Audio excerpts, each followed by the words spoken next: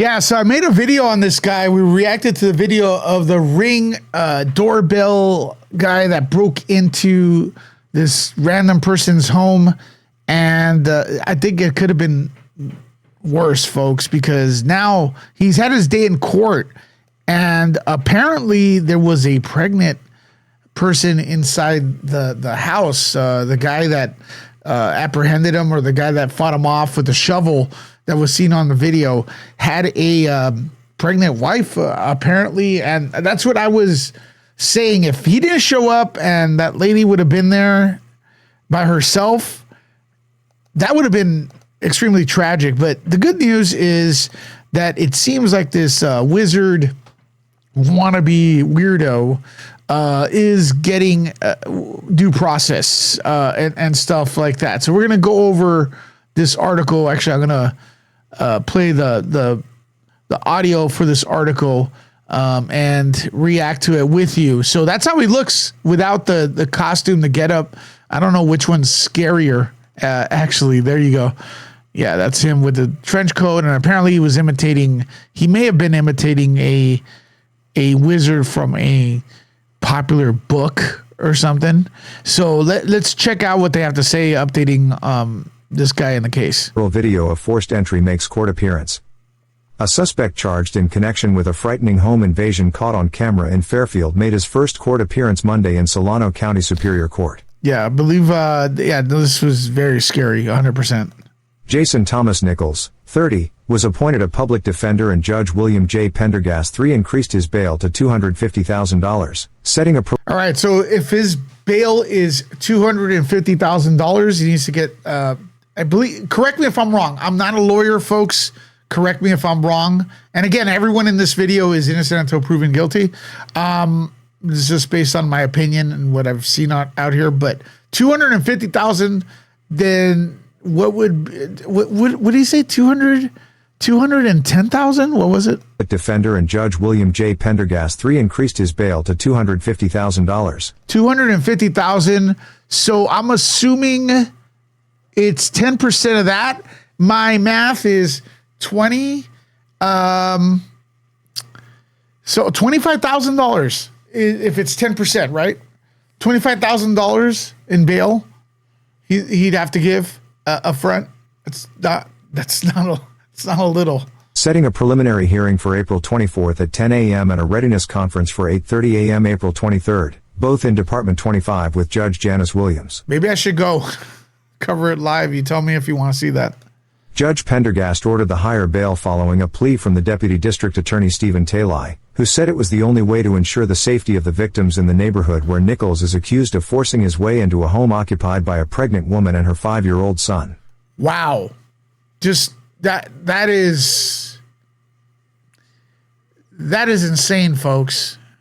That is insane. 5-year-old son cannot defend himself, and a pregnant woman. Wow, I'm shocked that the guy came in so calmly. I'm shocked they didn't press charges on the guy defending his home. It is California, right? This is California? He was arrested Friday after police say he forced his way into the home on Burbank Court, a frightening incident caught on the home's outdoor and indoor security cameras that spread rapidly across social media over the weekend. The viral videos show the moment the Fairfield homeowner confronted the suspect, who had forced his way inside while a woman and child were in the house. Authorities say Nichols attempted to break into the home by kicking in the front door. Yeah, well, it's on video. When that failed, police said, he entered through a sliding glass door. Oh, he's going to find a way, man. Like I said, crazy finds a way, right? People were asking, how did he get in a sliding glass door? In court Monday, Talai said investigators had an enhanced bail order approved, but that on Thursday, when Nichols was set to have his arraignment, he refused to come into the courtroom and the case set for Friday to try again when bail was lowered. Talai argued to have the enhanced bail reinstated because Nichols' residence is right behind the home he is accused of terrorizing.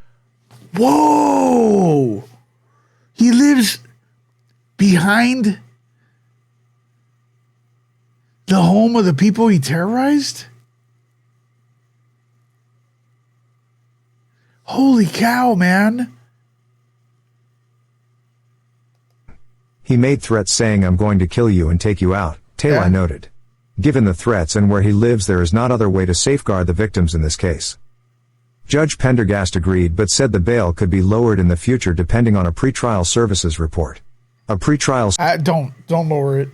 I mean, service report is a confidential document prepared by the probation department to assist judges in deciding a defendant's potential flight risk or danger to the community. Yeah, he looks. Oh my God!